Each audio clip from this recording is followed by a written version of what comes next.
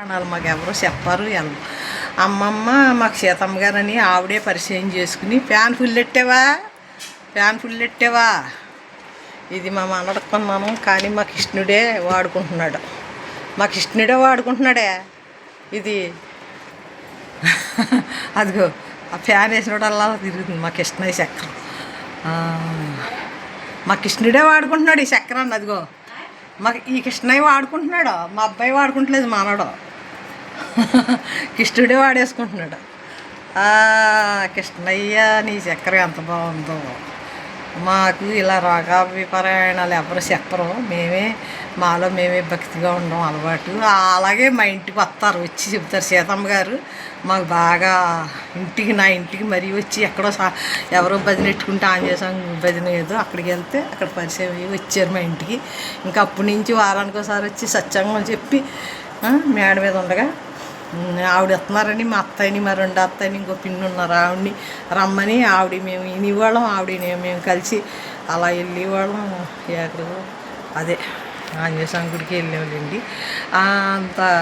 అంత ఇదిగా ఉండేవాళ్ళం అలా సత్సంగా నేను విన్నది కాకుండా నేను వినాలే మా వాళ్ళు వినాలని వాళ్ళని కూడా రమ్మని వినిపించేదాన్ని మా పక్కన లక్ష్మి గారు అశ్విని దాట తోడుకోవాలండి ఆ అమ్మగారు బాగోకే వీళ్ళ ఇంట్లో ఉంది ఆవిడకి కూడా కేకేసి వినిపించి 2-3 సార్లు పాటలు పాడించి పంపాను అది మా స్టోరీ అలా ఉంటుంది మా సీతమ్మ పాడిన పాట రావయ్య కృష్ణయ్య మా ఇంటికి రావయ్య నీకు తాహమనే ఇసినికరతో ఇసిరెదని రావయ్య నీకు ఆకలేస్తే అన్నం పెట్టేదను నీకు ఆకలేస్తే అన్న పెట్టేదను రావయ్య మా ఇంటికి రావయ్య తాహమని జ్ఞానమనే